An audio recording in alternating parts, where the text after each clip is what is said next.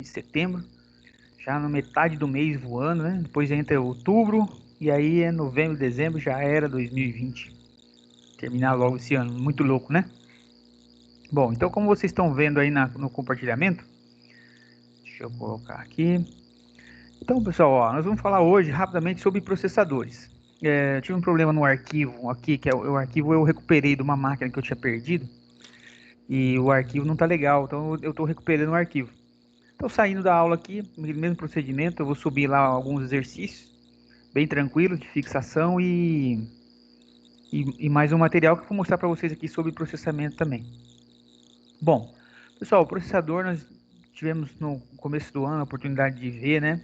Ele tem uma pinagem aqui, né? Os pinos que são acoplados lá no soquete que fica na placa-mãe. Ele tem um esquema, ele tem um cantinho torto aqui, ó, para você. E aí esse modelo tem até um dentinho aqui, ó, um chanfro aqui, ó, dos dois lados, para isso, para evitar pessoas que não conheçam façam uma conexão equivocada lá e quebre, né, e danifique, né? Que um processador novo hoje do modelo atual, ele deveria custar entre 700 e 900 reais, mas com o dólar acima de 5 reais, bem acima de 5 reais já, aí os processadores estão custando agora em média de 1.800 até 2.000 reais. Então é normal computadores que a gente estava pagando 3.000, tá pagando 4.500, 5.000, né? Computadores de 4.500, 5.000 hoje estão valendo 8, 10 mil reais já, né?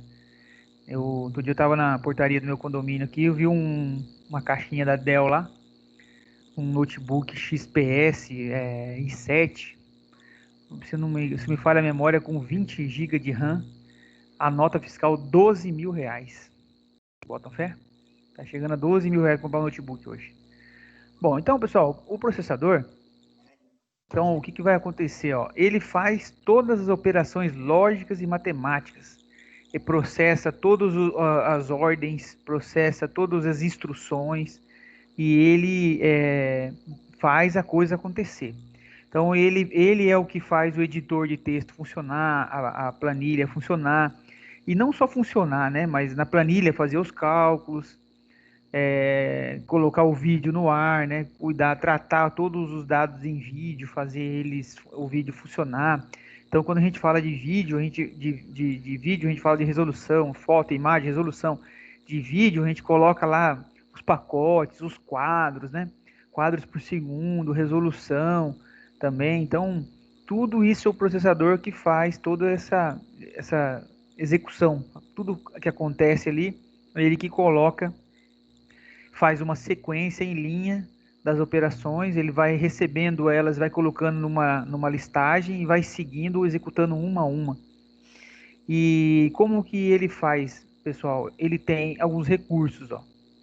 Então a gente sempre fala que ele é um chip, né? Então todo dispositivo que é parecido com o processador, que a gente pode falar que é parecido com uma bolacha, inclusive, pessoal, se alguém ainda tem aquela discussão aí sobre o bolacha e biscoito, o chip, ele é conhecido com algo que se parece com uma bolacha, entendeu? Então, não é biscoito. Então, a capacidade que ele tem de processamento é o que vai dizer se ele é mais rápido ou menos rápido, né? Então, como que ele vai ser mais rápido? Como que um é mais rápido que o outro? Porque eles têm o recurso de clock ou relógio, ou ainda a gente pode dizer que é uma frequência. O que é essa frequência? Por que isso é colocado dentro dele, pessoal? Porque dentro dele, o processador, ele não conhece o tempo. Ele não sabe o que é o tempo. Né? Parece que os animais também são assim, né? Uma vaca não fica pensando, né? Ai, eu acho que eu estou velha, né? Então, é, o... Oi, perdão, o quê?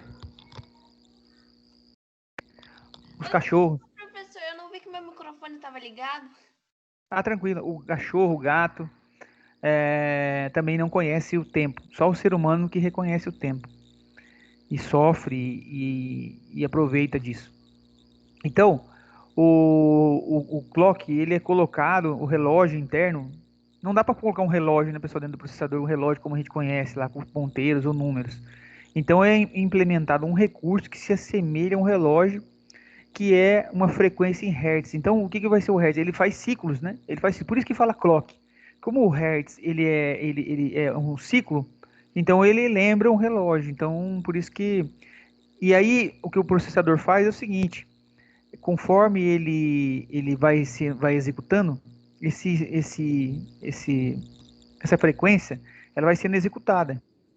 Então, vai dando voltas e voltas, e com isso se implementa o tempo. Então, o processador, com isso, ele consegue entender, ó, ele consegue ter o recurso para calcular o tempo, porque ele consegue levantar previamente quantos ciclos ele vai fazer para executar aquela atividade. Então, por exemplo, num ambiente Windows, vocês já viram lá que fala assim, né? Esse arquivo vai ser copiado em 5 minutos. E os 5 minutos vira 10, viram 15, viram 50. Porque a gestão do tempo do clock dentro do ambiente Windows, ele é muito complexo. Então, quando ele aparece ali aquele tempo, ele é o tempo efetivo. Só que como ele está sendo executado também para outras coisas, ele acaba fazendo um monte de coisa ao mesmo tempo e não consegue cumprir aquele tempo. Então, ele aparece lá 5 minutos. Só que aí aparece outras instruções que estão sendo executadas, ou que você está executando, ele tem que fazer também as outras instruções. E aí ele não informa para você, ó, desculpe, o tempo vai aumentar. Ele simplesmente percebe que como ele parou, ele deu atenção a outras coisas, ele percebe isso e vai agregando tempo lá. Nos recursos, nas máquinas com Linux e com Unix, esse tempo ele é mais correto, porque o processador ele coloca o tempo real ali, ele não aceita uma diferenciação grande como no ambiente Windows. Então, por isso que lá não, quando aparece 5 minutos, é 5 minutos mesmo. Então, quando a máquina é velhinha e fraca, ele já coloca lá, é 30 minutos. Não vai ser, não 5, não 4. Certo? Então, ó, a questão de frequência, ele é usada para isso, para conseguir acompanhar o tempo e com o tempo, diferenciação de tempo, não é uma coisa assim gratuita, só por mero benefício. A representação do tempo é quando forem executadas duas tarefas, quem vai terminar primeiro? Quem tiver o ciclo de clock mais curto. Então o processador consegue, se não existisse esse sistema, pessoal, o processador não conseguiria fazer várias coisas ao mesmo tempo e não conseguiria fazer atividades sequenciais, porque ele não conseguiria diferenciar quando está começando, quando está terminando, quem está primeiro, quem está em segundo. Não é verdade? Veja se aparece para vocês. Apareceu numa outra apresentação agora? Sim, apareceu. Sim. Então. Então aqui, pessoal, esse que eu vou colocar lá junto com aquele outro material. Aqui a gente tem as marcas, ó. Decididamente o mercado é dividido entre a AMD e a Intel. A Intel vem desde o começo, a AMD vem logo depois, mas são as principais fabricantes hoje do mercado. Existe mais uma dezena, pessoal, mas elas não são conhecidas, não são populares, às vezes não vêm para o Brasil, não vêm para cá. Então, aqui, ó, essa apresentação eu vou colocar lá também. Aqui para vocês depois fazer o exercício, né? Então, o que fala do processador? Ó, repetindo aqui, ó, cálculos, execução de tarefa. Como que é essa execução de tarefa? Todas as tarefas, pessoal, elas são codificadas, né? Então elas estão em um programa, elas estão em algum código que seja de hardware, né, numa memória ROM, ou esteja na RAM, vindo da memória RAM, ou vem de um aplicativo. Isso é colocado para o processador numa forma sequencial, em forma de instruções. Aí ele vai seguindo essas instruções, cria uma lista de tarefas, e aí essa lista de tarefas vai sendo alimentada, ele vai executando, vai acabando, vão entrando outras, e assim vai. E tem tarefas que ele vai ficar executando o tempo todo, né? Como gestão da máquina, gestão do sistema operacional. Então, alguma área dele, ele vai deixar, uma parte da capacidade de execução dele vai deixar reservado para essas atividades que estão fazendo da máquina parecer rodando. Já viu isso aí, pessoal? A máquina está rodando. Por exemplo, aqui essa apresentação ela está sendo executada aqui. Então o Windows, o sistema operacional a gente fala que está rodando, né? Ele está em execução. Então o processador, na verdade, ele fica executando tarefas o tempo todo E isso faz com que o Windows ele pareça ligado ali, ó. Ele tá ligado, aguardando as instruções, aguardando eu mexer no mouse e fazer os comandos, né? Então, o sistema operacional, trabalhando com o processador, consegue implementar essa interface. Porque se você imaginar, se vocês imaginarem nas máquinas antigas, não existia o sistema operacional como é hoje. Então não dava para mim fazer aqui, ó, tô falando com vocês aqui, eu vou mudar a apresentação, eu vou mudar tudo aqui, não quero mais fazer isso, vou passar um vídeo. Então não era assim, né? Então o sistema operacional, na verdade, ele não existia e você dava a instrução para o computador direto fazer. Então você pedia, por exemplo, para buscar uma informação dentro do banco de dados, você mandava fazer e o computador só ficava disponível quando acabava.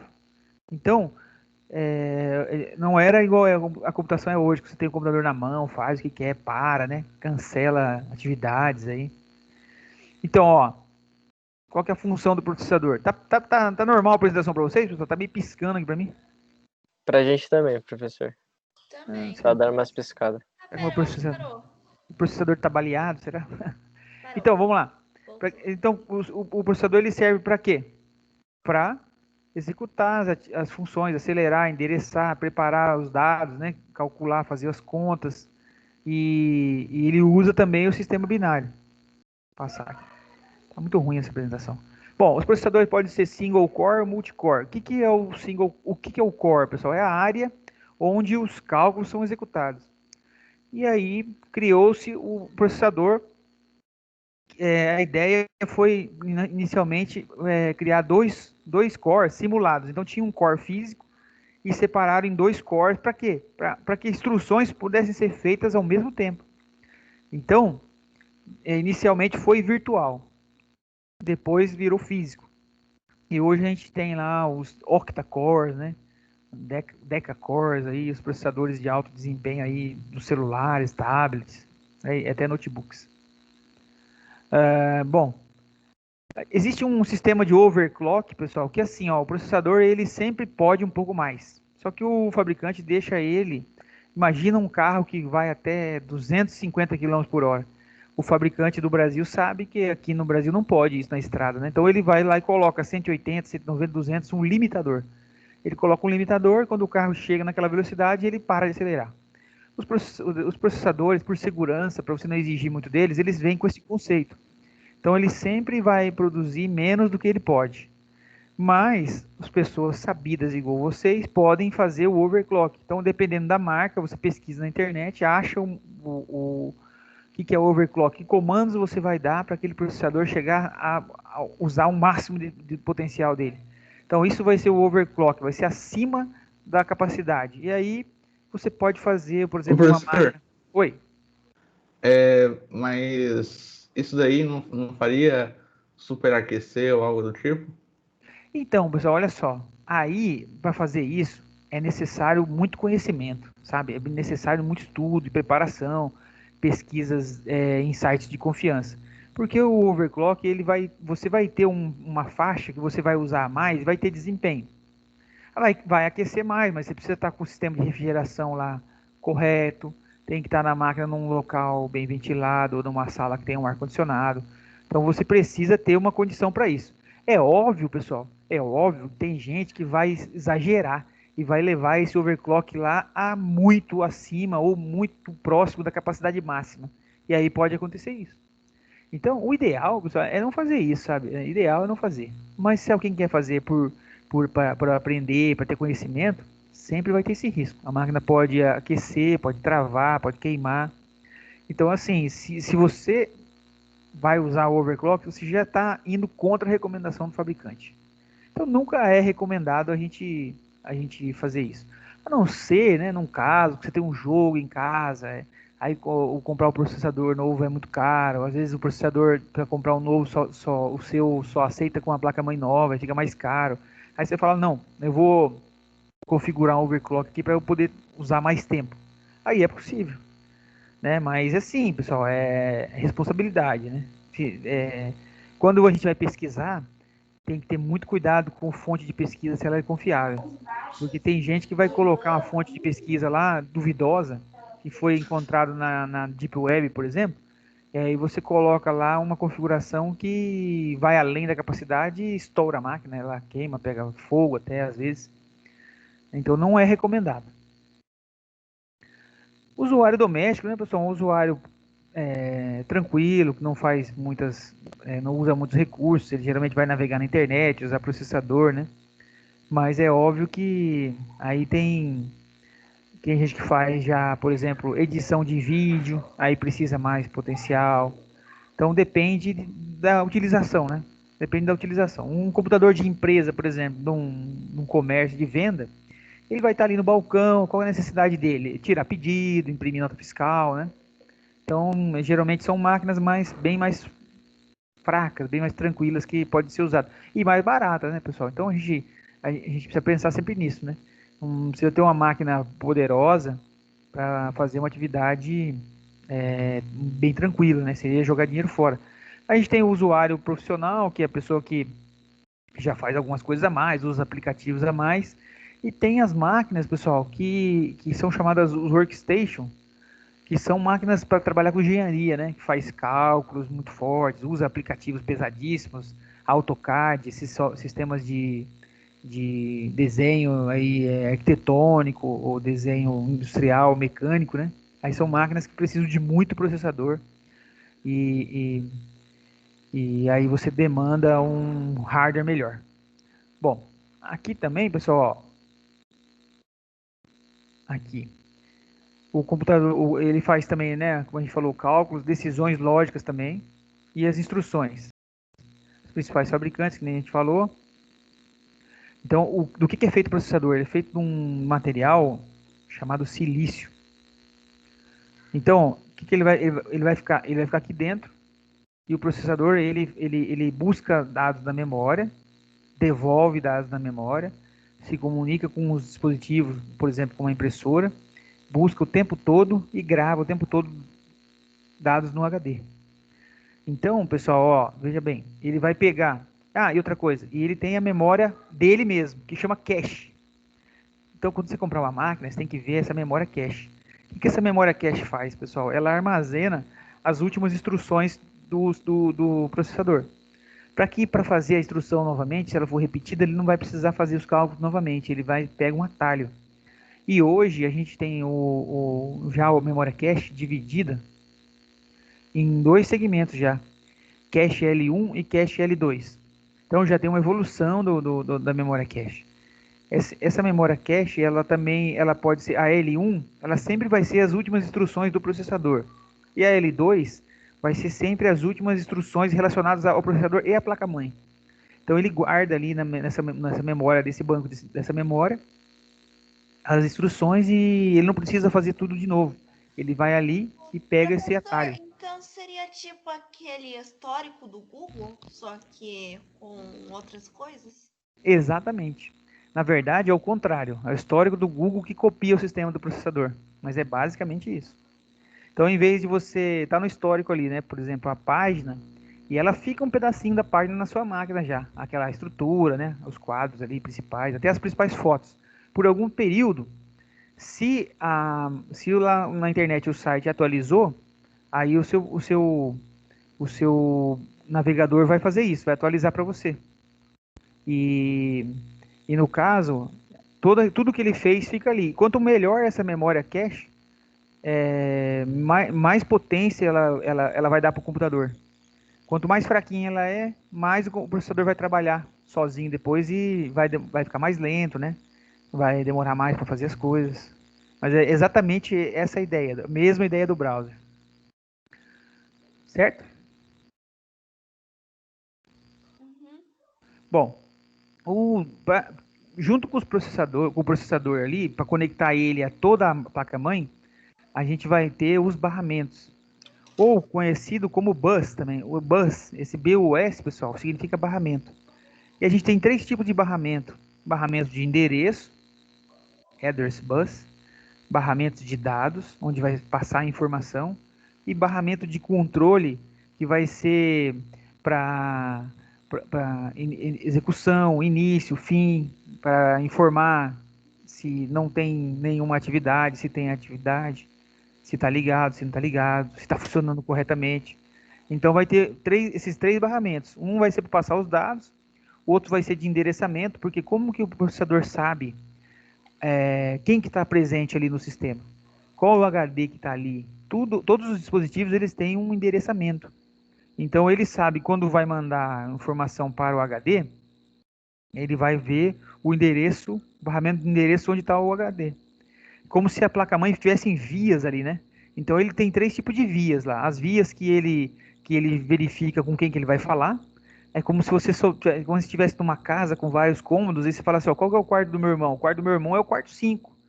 Porque você, no caso, deu uma nomenclatura. Pode ser o quarto 5, quarto 2, quarto 4, o quarto azul, o quarto verde, você pode dar um nome. Então você tem na sua cabeça o endereçamento. Então, para você ir até lá buscar alguma coisa, levar um copo de suco lá para ele, você sabe como fazer.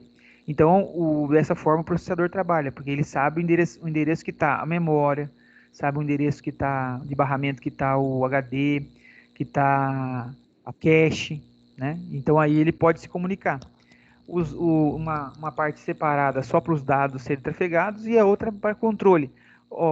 Esse controle iniciou a transmissão, terminou o barramento de controle que sinaliza. Existe um recurso, pessoal, chamado Frontside Bus. Então, esse Frontside Bus é a parte do processador que faz a conexão com o barramento externo. Então, a gente vai ter aqui... o que a gente fala que ele tem limitação física? Que ele tem uma capacidade de instruções. Chegou naquilo lá, forma uma fila e não vai mais. E os bits dos processadores, pessoal, os processadores pré-históricos, lá no tempo que eu era criança, 286, eles tinham uma capacidade de 16 bits. Então, lembra que o que são 16 bits, pessoal? São 2 bytes, lembra? Um byte era 8 bits, lembra? Então, a gente tem uma largura. Imagina assim que toda a comunicação ela é transformada em volume de dados de 16 bits por vez. 16 bits por vez são trafegados naqueles barramentos que nós falamos. Professor, Oi. bits é cada número binário, né? Isso, na verdade, um bit. O que vai ser um bit, pessoal? Vai ser um caractere, uma letra, um número, um sinal. No caso, 8 bits vão formar um byte. Então, como o processador ele não precisa, ele não vai passar hoje, por exemplo, de 128 bits, 256 bits, é o máximo que tem hoje no mercado, mas são máquinas caríssimas.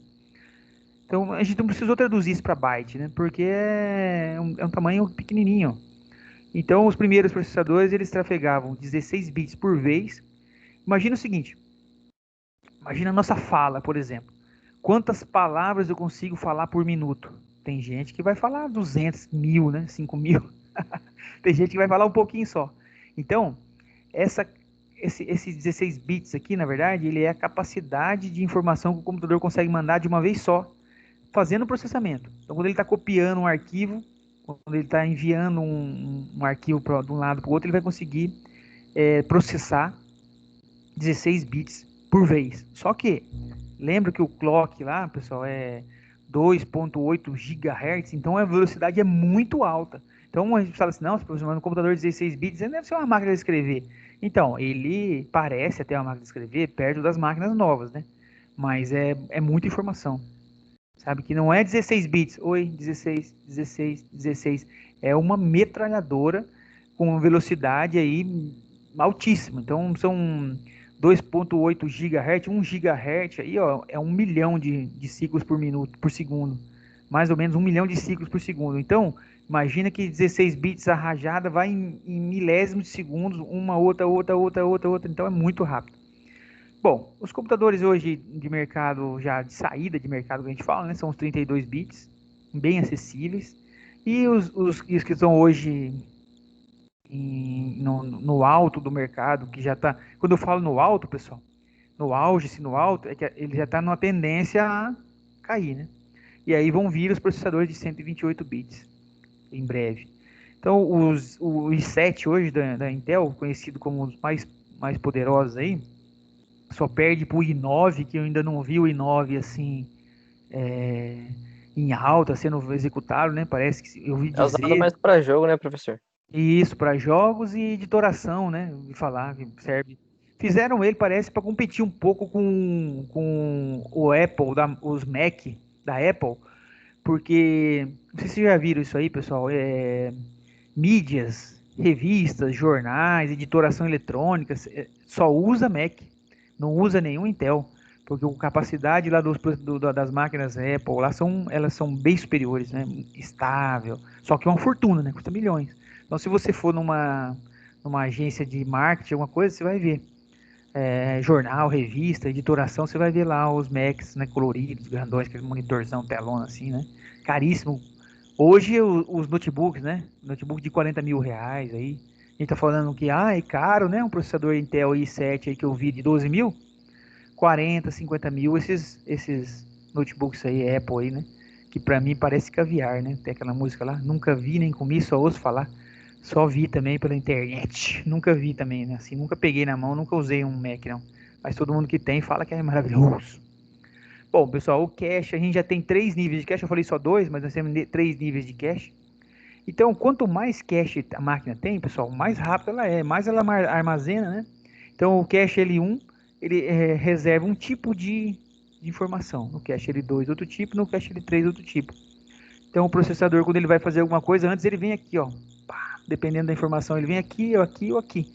E busca. Se não tem, ele vai lá e busca de novo. Se tem e está desatualizado, ele vai lá e atualiza. Se está atualizado, ele vai e já coloca para você. Então, pessoal, olha só, os primeiros processadores, eles não tinham isso aqui, ó, é um só. Aí alguém teve a ideia, pô, por que a gente não consegue, se a gente duplicar o sistema de endereçamento, duplicar uma série de instruções, eu consigo fazer 2 núcleos. E aqui eu tenho uma instrução e aqui eu tenho uma instrução ao mesmo tempo. Então eu consigo fazer 2 instruções ao mesmo tempo. Imagina que isso aqui já pode ter, hoje, popularmente, ter 8, ó, 8 desses quadradinhos aqui dentro. E é interessante, né, pra vocês verem a estrutura dos smartphones, que a gente tem os smartphones octa-core e para servidores e máquinas grandes, você pode imaginar, né, 8 divisões aqui, 10 divisões, mas no processador do celular, pessoal, é tão pequeno, microscópico, né? Então ele é pequeno, para você colocar 8 divisões aqui, realmente é um avanço tecnológico muito, muito forte. Também aí da indústria de indústria química, né? Que mexe lá com o silício e que dizem que vai ser no futuro. Então, o silício é um metal nobre, né? É um metal que falam que vai ser aquele outro metal lá, é o grafeno, né? Que falam que o processador feito com grafeno, ele é centenas de vezes mais poderoso, né? Que diz que o Brasil tem essas fontes de grafeno e tudo mais. Bom, então a ideia é que o grafeno substitua o silício. Então ele vai conseguir que tem um desempenho muito maior. Também não vi ainda de verdade um recurso funcionando. Então, pessoal, ó, essa parte aqui, ó, onde ficam o circuito integrado. O circuito integrado fica aqui, cada peça dessa daqui ela é retirada de uma lâmina dessa daqui, ó. E aí coloca o circuito integrado, né, o circuito integrado fica aqui dentro, ó, dessa capa aqui. E o circuito integrado combinado um com o outro que gera o processamento, que dá a ideia das contas, né? E faz com que ele possa ter posições de armazenamento e fazer uma conta colocando, por exemplo, 3 variáveis, né? Variável A, B e a variável de saída, vai ser o final. Colocar o operador para falar se é uma soma ou alguma coisa. E assim, o computador funciona dessa forma. Obviamente que eu estou falando aqui com a minha cabeça aqui limitada, parece que não é possível. Mas é que acontece isso 1 trilhão de vezes por segundo. Muito rápido. Então, a gente tem a ideia de que o computador está em execução, né? Diferente da máquina de escrever, você olha para ela, ela está parada. O computador ele parece que ele está operando, né? Que a gente fala que ele está operando, está executando ali o tempo todo. Bom, pessoal, de processamento é isso aí, ó. Vou acrescentar esses 2 materialzinhos para vocês ali. Esse outro já tá lá no Moodle, certo? Então eu vou colocar agora esses outros 2 aqui, um exercicinho lá e colocar a reprise da aula. Se alguém tiver alguma dúvida, quiser fazer um comentário aí, fique à vontade. Vou tirar o compartilhamento aqui para a gente continuar a aula aqui e já finalizar. Alguém tem algum comentarinho, alguma coisa? Professor, então o overclock aumenta o gigahertz do processador. Então, sim, Ele vem com uma discriminação de gigahertz. Quando você faz o overclock, significa que você aumenta essa velocidade. Usa Entendi. usa recursos até o extremo. Imagina o seguinte, para gente ter uma ideia do overclock, pessoal, ó, pensa bem. A gente compra um carro, aí lá no velocímetro tá escrito lá 200 por hora, certo? Só que aí a pessoa vai na estrada, mas não vai até 200, só vai até 150, só vai até 160. Beleza. Aí o que a gente pode fazer? A gente vai lá, a gente pode mexer no motor, regular ele de alguma forma, que ele tenha mais explosão, e aí a gente vai fazer ele chegar lá em 200 por hora. Então o que vai acontecer quando ele chegar lá em 200 por hora, passar até 220? Ele pode, as peças estourarem, pode pegar fogo, pode explodir. A mesma coisa é paralela ao que acontece com o processador. Você faz ele operar no gargalo, 100%. E aí ele tende a ter respostas que a gente não só vai saber na hora que fizer. É legal para jogo, viu? É legal para jogo. Quem joga sente a diferença. Só que olha só, pessoal. Professor, meu amigo fez um overclock lá na máquina dele faz 1 ano já. Só que é o seguinte, ó, quando você não exagera, não estoura, o que vai acontecer? Se esse processador tem um plano de vida de funcionar por 5 anos, por 4 anos, vai cair pela metade. Então vai dar metade desse tempo, ele vai começar a falhar, começar a dar tela azul, travar, ele pode parar de funcionar de uma hora para outra. Professor, Oi. a gente pode voltar atrás de um overclock? Tipo, eu quero agora para esse jogo eu quero usar um pouquinho porque o meu não tá rodando. Aí eu uso só para esse jogo, acabou, parei de jogar, eu volto ele pro normal. Pode sim, pode sim. Na próxima aula eu vou trazer exemplos de como que a gente faz isso e vou mostrar para vocês como que faz. É uma configuração. Você vai configurar a placa-mãe e o processador. Depois você fala, nossa, não tô com medo, não gostei. Você pode voltar. Obviamente que se você não chegar a fazer um nível exagerado de comprometer alguma coisa, né? Comprometer alguma coisa, vamos supor, um barramento ali pode sobreaquecer, aí ele já não consegue mais voltar na situação anterior. Mas é o que eu disse, só se você ir lá no limite. Se for no limite, é perigoso não conseguir voltar. Mas se você fizer um overclock aí comportado, civilizado, você vai conseguir voltar. Entendeu? Beleza, pessoal? Então fica assim, vocês estão liberadinhos aí para dar um intervalinho, tranquilo. Na semana a gente está aqui e daqui a pouco eu vou colocar o material aqui. Vocês podem olhar mais no final da tarde, tá bom? Não tem correria não, tá tudo certo. Ok. Valeu, professor. Beleza, professor. Pessoal, eu vou continuar por aqui, só vou fechar a minha câmera e o microfone, mas eu vou ficar por aqui. Se alguém quiser me chamar, é só falar, eu vou continuar aqui um tempo até todos saírem, tá bom? Aham. Ok. Professor, Oi. só para eu ter uma ideia, aonde a gente mexe no overclock e tal é na BIOS?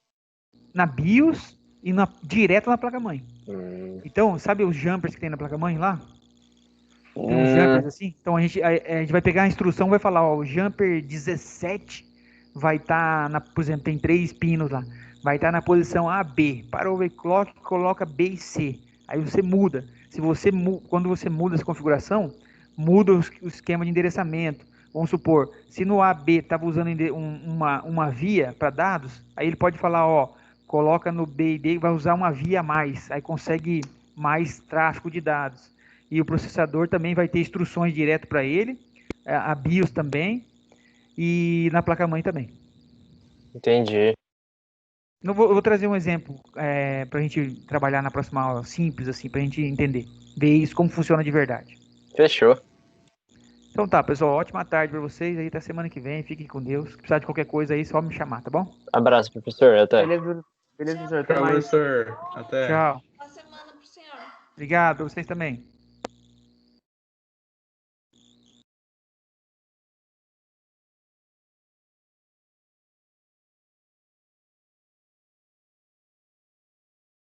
Professor, então, eu fiz um overclock no meu computador e estava de boa. Eu falei, vou aumentar mais um pouquinho.